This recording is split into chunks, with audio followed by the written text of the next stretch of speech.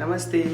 आज म तपाईँहरूलाई घरमा सजिलो तरिकाबाट कसरी केएफसी अर्थात् क्रिस्पी फ्राई चिकन बनाउन सकिन्छ भनेर देखाउन गइरहेको छु। आउनुहोस् फटाफट सुरु गरौँ है त।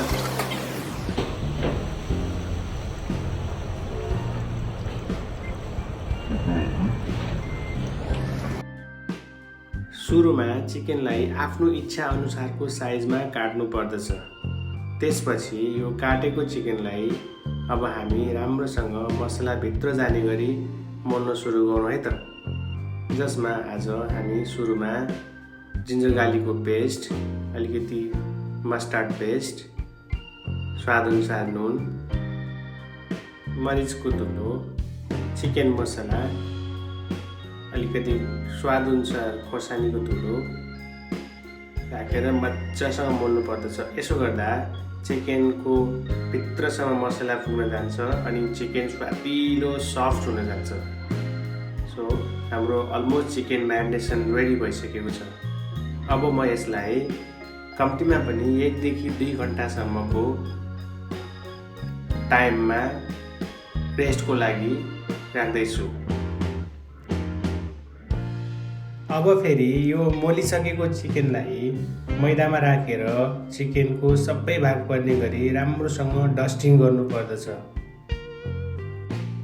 यसरी मैदासँग राम्रोसँग डस्टिङ गर्दा चिकनमा भएको मसलाको स्वाद र क्रिस्पी हुनको लागि एकदम धेरै महत्त्वपूर्ण भूमिका खेलेको हुन्छ। यो चिकन डस्ट गरेर बाँकी भएको पिठोलाई पनि नफाल्नु होला है, पछि पनि युज गर्न सक्नुहुन्छ तपाईँहरू।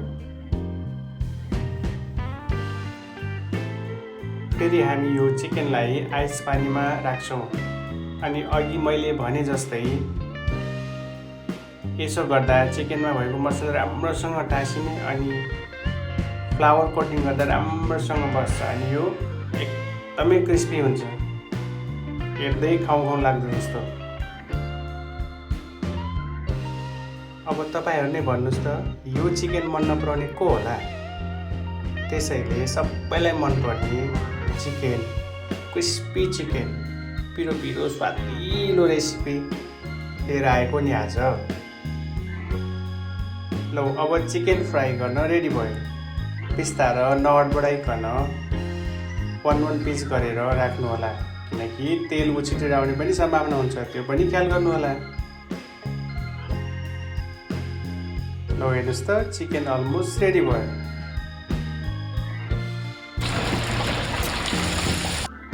कस्तो राम्रो खैरो कलर क्रिस्पीनेस छ यसमा, हेर्नुहोस् त। यो हो नि त चिकन बनाउने तरिका कि कसो हो।